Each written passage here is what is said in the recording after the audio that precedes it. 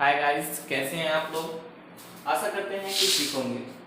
तो गाइस, आज हम लोग पढ़ेंगे इस एक्सरसाइज का पार्ट 1, पार्ट 2 और पार्ट 3 है। यानी आज इसमें ये तीसरा दिन लग रहा है। तो देखिए, पार्ट 3 जो हमारा स्टार्ट हो रहा है वो क्वेश्चन नंबर 5 से हो रहा है। तो जरा क्वेश्चन नंबर 5 देख लेते हैं। और वीडियो शुरू करने से पहले आपको एक बार स्वागतम है आपके अपना ही चैनल क्यूट क्लासेज पर। तो चलिए समय न गवाते हुए शुरू करते हैं। पहला पांचवा सवाल है इस एक्सरसाइज का, एक्सरसाइज 3.2 का। एक आयताकार बाग जिसकी लंबाई चौड़ाई से 4 मीटर अधिक है। जिसकी लंबाई जो है वो क्या चीज से, चौड़ाई से 4 मीटर अधिक है, का अर्ध परिमाप 36 है। बाग की विमाएं ज्ञात कीजिए। तो सबसे पहले हम क्या कर लेंगे, हल करेंगे और हल में लिख देंगे माना कि आयताकार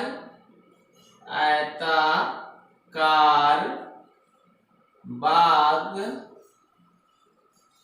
की लंबाई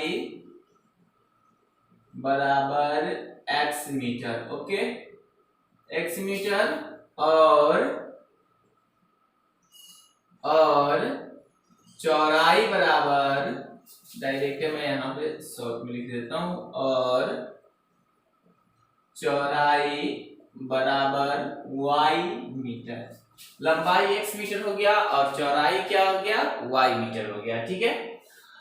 अब आपको दिया हुआ है जो आयताकार बाग है उसका अर्ध परिमिति कितना दिया हुआ है, 36 मीटर दिया हुआ है। ठीक है। तो यहां हम लिखेंगे दिया है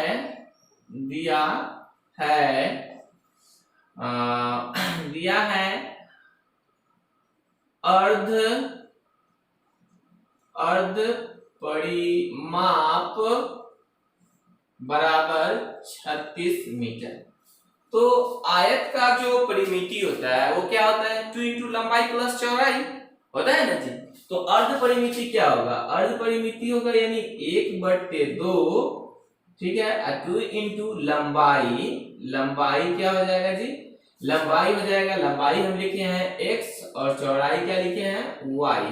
ओके, बराबर 36। अगर हम यहां देखते हैं, या ये इस 2 से ये 2 तो कट जाएगा, अगर गुना का हम प्रोसेस अपनाएंगे तो बच जाएगा हमारे पास केवल क्या चीज, x प्लस वाई बराबर 36। ये समीकरण क्या हो जाएगा, 1 हो जाएगा। उसके बाद हम लोग लिखेंगे पुनः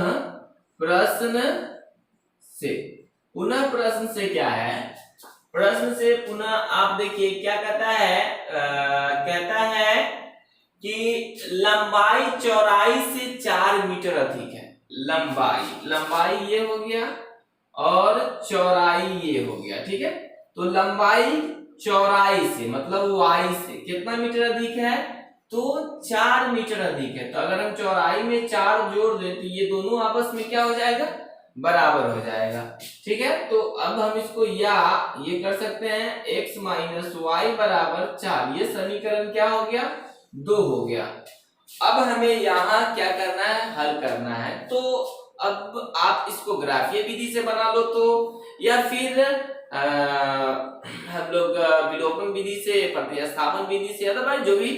तो अगर हम ग्राफीय विधि से बनाते हैं तो ग्राफीय विधि के लिए क्या होगा, ठीक है ना, ग्राफीय विधि से हल।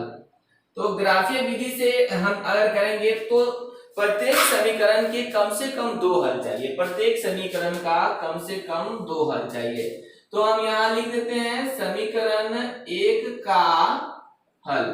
समीकरण 1 का हल अगर निकालते हैं तो समीकरण 1 क्या था, x प्लस वाई बराबर 36 था जी। तो x बराबर क्या हो जाएगा, 36 माइनस वाई। एक बॉक्स बना लेते हैं। ठीक है। जब हम एक बॉक्स बनाएंगे तो यहाँ हम लिख दिए x, यहाँ y। अगर मैं यहाँ पे कुछ मान रखूं, मानता हूं मैं यहाँ पे y की जगह पे क्या रख देता हूँ, 20 रख देता हूँ। अगर y की जगह पे 20 रख देता हूँ तो यहाँ क्या हो जाएगा, 36 हो जाएगा, सॉरी 16 हो जाएगा।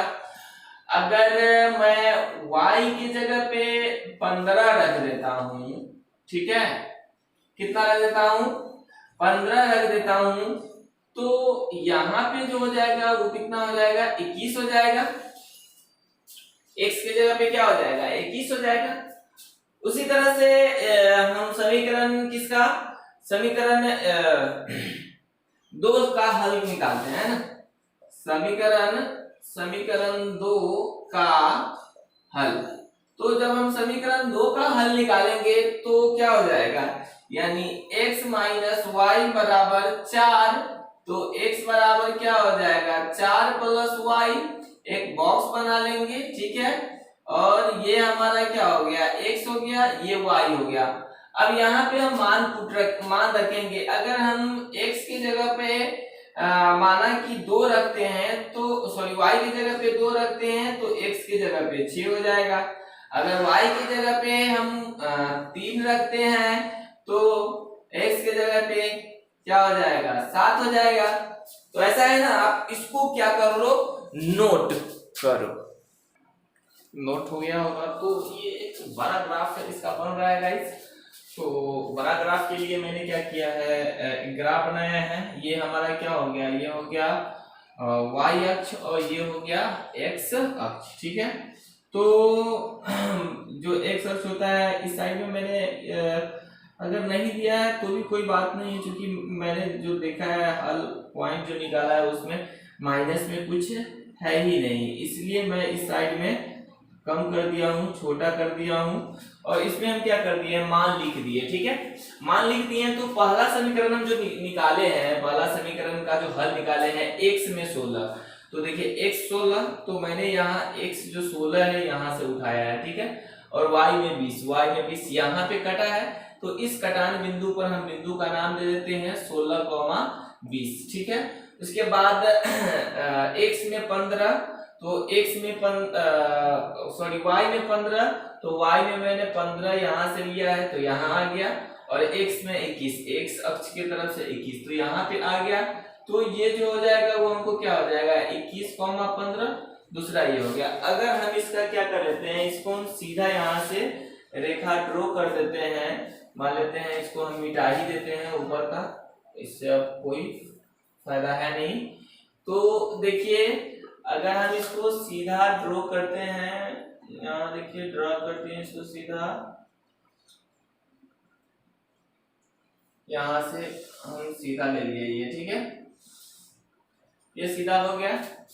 अब चलिए दूसरा जो है, दूसरा हमारा जो ग्राफ आया है वो आया है, दूसरा समीकरण का जो ग्राफ था, दूसरा समीकरण का ग्राफ क्या था, यहाँ देख लीजिए x में 6, तो x में मैंने 6 रखा है और y अक्ष की तरफ से 2, तो यहाँ पे कटा है, तो इस कटान बिंदु को हम लिख सकते हैं 6,2, ठीक है। उसके बाद आया है x की तरफ से 7, तो मैंने x की तरफ से 7 यहाँ लिया है और y की तरफ से 3, तो 3 यहाँ लिया है। अब इसको हम क्या कर लेते हैं, मिला लेते हैं। तो अब इस दोनों को अगर हम मिलाते हैं तो जरा देखिए यहाँ पे एक पॉइंट आया है, अब इस दोनों को हम सीधा रखते हैं, ठीक है ना।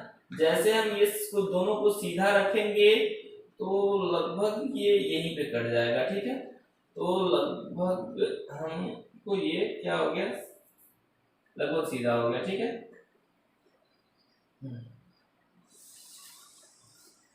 ठीक है, अब देखिए, अब जरा हम इसको सीधा करते हैं कि ये कहां कहां से कट रहा है। तो अगर हम इसको सीधा कर लेते हैं तो लगभग देखिए 1 मिनट 1 सेकेंड,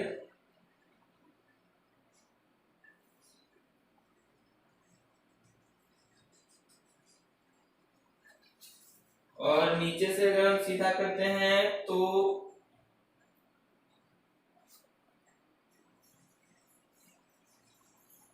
ये थोड़ा सा सूत्र का फर्क हो गया है। तो मैंने पहले भी बताया था कि ये जो मैं ऐसे डायरेक्ट काटता हूँ अनुमान लगाकर, तो कुछ ना कुछ सूत्र का फर्क हो ही जाएगा।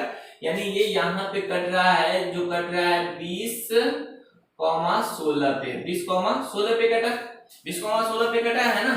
तो ये जो ग्राफ हमको 20,16 पे कट रहा है, और जहां पे जब कटता है तो उसका हल जो होता है मतलब जिस साइड का एक्स अक्ष जो हम माने रहते हैं, जैसे हम माने हैं क्या चीज, हम माने थे लंबाई, लंबाई बराबर क्या माने थे जी, लंबाई यहाँ पर लिख दीजिएगा, अतः लंबाई बराबर हम क्या माने थे, x मीटर माने थे। तो x के मान कितना आया है 20, यानी 20 मीटर।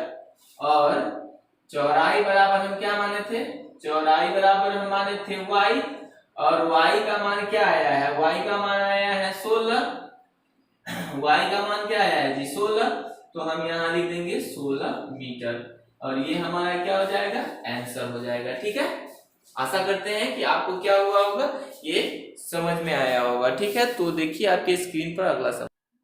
तो ये रहा आपके स्क्रीन पर अगला सवाल, ये है छठा सवाल। सवाल क्या कह रहा है जरा देख लीजिए। सवाल कह रहा है एक रैखिक समीकरण युग्म, एक रैखिक समीकरण 2x + 3y - 8 = 0 दी गई है, मतलब एक रैखिक समीकरण दिया गया है। ठीक है, उसके बाद कहता है दो चरों में एक ऐसी और रैखिक समीकरण लिखिए, एक आपको और रैखिक समीकरण खुद से लिखना है। ठीक है, ताकि प्राप्त युग्म ज्यामितीय निरूपण जैसा कि एक में, जैसा कि क्या होना चाहिए, नंबर 1 प्रतिच्छेद करती रेखाएं होनी चाहिए, एक में क्या होना चाहिए, प्रतिच्छेद करती रेखाएं होनी चाहिए, 2 में समांतर रेखाएं हो, और तीसरा में संपाती रेखाएं हो। तो सबके लिए मैंने बता दिया, प्रतिच्छेद करने के लिए a1/a2 बराबर नहीं होना चाहिए b1/b2, समांतर के लिए a1/a2 बराबर b1/b2 बराबर नहीं है c1/c2, और संपाती के लिए a1/a2 बराबर b1/b2 और बराबर c1/c2। तो अपना से हम खुद से क्या करना है, हल करना है। यहां देखिए प्राप्त समीकरण क्या है, आपको यहां लिखिएगा 2x + 3y - 8 = 0 दी गई समीकरण है। ठीक है, क्या है, प्रतिच्छेद करती रेखाएं के लिए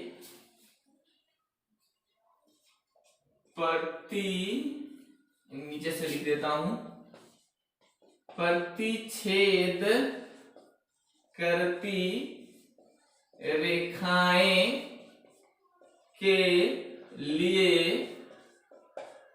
लिए यहां हमको खुद से अपना से बना लेना है। तो मैं लिख देता हूं, एक 3x और दूसरा लिख देता हूं 5y और -10 = 0 के लिए है, के लिए समीकरण है। ठीक है, अब देखिए एक समीकरण हमको ऑलरेडी क्या हुआ है, दिया हुआ है। अब इसके लिए प्रतिच्छेद करती रेखाएं के लिए मैं 3x + 5 - 10 = 0 समीकरण हम क्या कर लिए हैं, लिया है, मान लिया है, खुद से लिया है। तो यहां जो हम लिए हैं, क्यों, क्योंकि जो आप देख रहे हो, क्योंकि क्या हो रहा है, a1/a2 और बराबर नहीं है b1/b2, ये क्या हो रहा है, उसके बराबर नहीं हो रहा है। देखिए ना, ये अगर हम लेंगे तो ये हो जाएगा 3/2 और दूसरा हो रहा है 3/5, ये दोनों आपस में बराबर है ही नहीं। उसी तरह से आपको खुद से एक समीकरण यहाँ पर क्या लेना है, समांतर रेखाएं, यानी रेखा क्या होना चाहिए, समांतर हो। और समांतर कब होगा, जब हम a1/a2 बराबर b1/b2 हो और c1/c2 बराबर नहीं होगा। तो हम तीसरा जब रेखा लेंगे तो जैसे कि मैं उसको लिए भी क्या कर देता है, एक समीकरण दे देते हैं, जैसे दूसरा को भी हल कर ही देते हैं। देखिए क्या है, 2x + 3y - 8 = 0 दी गई समीकरण है। ठीक है, अब क्या है, समांतर रेखाएं के लिए, समांतर रेखाएं के लिए अब हमको दो टर्म बराबर होना चाहिए। तो हम एक को लिख लेते हैं, क्या चीज, एक लिख लेते हैं 4x और दूसरा लिख देते हैं 6y, और यहाँ पर मैं कुछ लिख देता हूँ, चलो +10 ही दे देता हूँ, बराबर 0। ठीक है, क्या है, इसके लिए मैं एक समीकरण ये लिख लिया हूं। क्यों? अब देखिए 1/2 ये भी हो रहा है 1/2, यानी दोनों टर्म बराबर हो रहा है समांतर में। और तीसरा टर्म क्या है 8/10 -8/10, ये बराबर नहीं हो रहा है, ठीक ना, नहीं हो रहा है। तो ये क्या है समांतर के लिए समीकरण है, ठीक है ना, समीकरण है। यही आपको आंसर हो गया। अगर आप पूछा जाए क्यों, तो क्योंकि ये जो हो रहा है वो क्या है A1/A2 है बराबर B1/B2 है और बराबर नहीं है C1/C2। तो इसी तरह से एक उदाहरण आपको किसका, इसका भी देना है, तीसरा को भी देना है, और उसको क्या कर लीजिए आप लोग, इसको नोट कर लीजिए। और ये रहा आपका 7वां सवाल।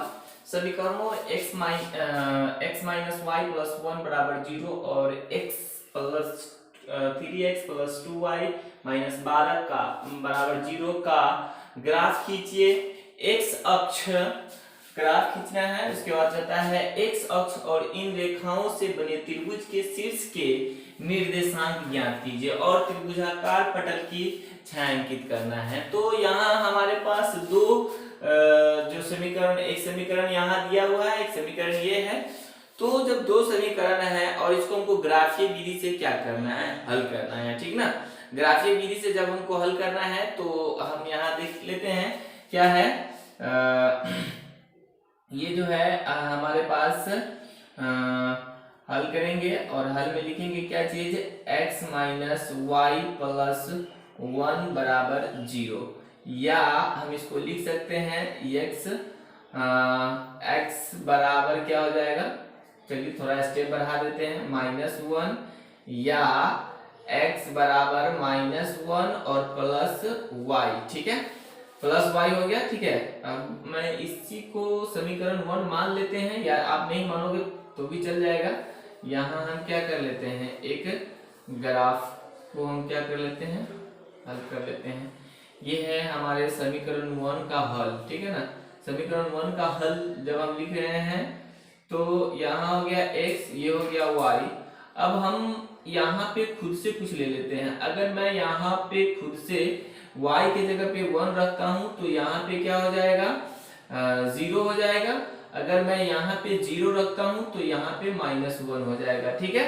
अब हम उसके बाद लिखते हैं पुनः 3x प्लस 2y माइनस 12 बराबर 0, या 3x प्लस 2y बराबर प्लस 12 हो जाएगा, या 3x बराबर हो जाएगा 12 माइनस 2y, यानी x बराबर हम इसको लिख सकते हैं 12 माइनस 2y बटे 3। आप समीकरण 2 इसको मान भी सकते हो या न भी मान सकते हैं। और उसके लिए आपको क्या करना होगा, आपको एक बॉक्स बना लेते हैं। हल चार्ट हो गया ये हमारा, यहाँ देखिए ये हल चार्ट हो गया, ये x हो गया, ये y हो गया।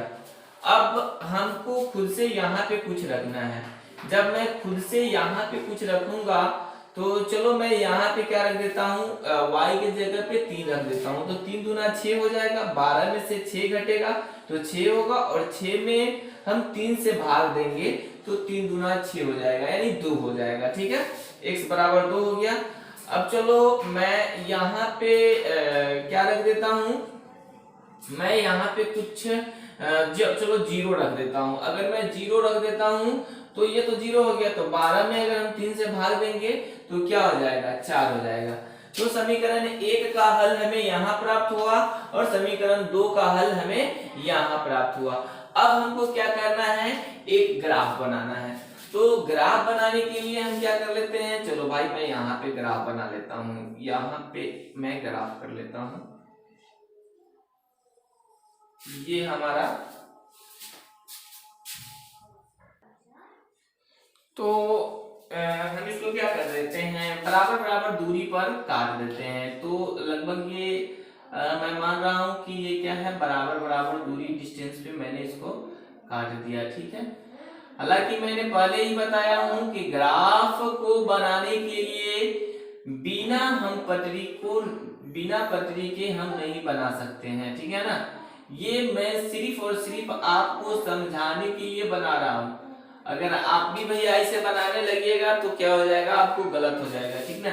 ये मैं आपको समझाने के लिए बनाया हूँ। ऊपर ये हो गया y अक्ष, नीचे y डैश हो गया, इधर x डैश हो गया, इधर x हो गया। 1 2 3 4 5 6 7 1 2 3 4 5 6 1 2 3 4 5। ये इस साइड में क्या हो जाएगा, माइनस में हो जाएगा, -1 -2 -3 -4। अब हमको क्या करना है, एक पॉइंट बनाना है। तो समीकरण 1 में x के जगह पे 0 है और y के जगह पे 1 है। तो y के जगह पे 1 है तो यहाँ हो जाएगा एक बिंदु जो हमको यहाँ पे आ रहा है, ये क्या आ रहा है 0,1, एक बिंदु हमको यहाँ मिल गया, ठीक है। दूसरा हमको मिल रहा है 0, y में 0 है और x में -1 है, तो दूसरा हमको यहाँ पे मिला है, ये मिला है हमको -1,0, ठीक है। तो हमको दो बिंदु तो मिल चुका है ऑलरेडी। जब हमको दो बिंदु मिल गया है तो हम पहला जो हमको बिंदु मिला है इसके लिए हम क्या कर देते हैं, रेखा को खींच देते हैं। ये हमारा रेखा खींचा गया, ठीक है। अब हम इसको रेखा को खींच दिए। अब दूसरा देख लीजिए, जब हम दूसरा को हल किए हैं तो x में 2 आया है, x में 2 यहाँ है और y में 3 आया है, y में 3 यहाँ है। अब 2 और 3 को हम क्या कर देते हैं, मिलाते हैं। तो ये हालांकि ग्राफ इसी पे कटेगा, लगभग ये जाकर यहाँ पे कट जाता है। तो ये क्या हो जाएगा 2,3 एक यहाँ हो गया, ठीक है। और उसके बाद हम देख रहे हैं एक जो बिंदु है ये हमको क्या है 0, x में 0 सॉरी y में 0 और x में 4, यानी यहाँ पे कट रहा है, जो हमको क्या आ रहा है 4,0। अब हम इसको क्या कर लेते हैं, मिला लेते हैं भैया। चलिए हम इसको मिलाते हैं। तो इसको हम मिलाएंगे तो इस तरह से ये हमको क्या हो गया, मिल गया, ठीक ना। चलो मैं इसको मिला दिया, ये मिल गया। अब हमारे पास जो ये मिल गया है तो आप क्या देख रहे हो, इसके अंदर एक त्रिभुज बन रहा है और सभी का निर्देशांक लिखना है। तो जहां जहां कटा है ये त्रिभुज का निर्देशांक ऑलरेडी हो गया, ठीक है। अब इसको क्या करना है, इसको छायांकित करना है। छायांकित करना है तो मैंने इसको क्या कर दिया, छायांकित कर दिया, ठीक है। इसको आपको क्या करना है, पेंट कर देना है, ठीक है। तो जरा देखो, इसको मैंने क्या कर दिया हूं, इसको मैं इस भाग को पेंट कर दिया, ओके। ये हो गया पेंट। और सभी का मैंने निर्देशांक भी लिख दिया है। चलो इसको बिंदु A, इसको B और इसको C मान लिए, और ये आपका क्या हो गया, आंसर हो गया, ठीक है।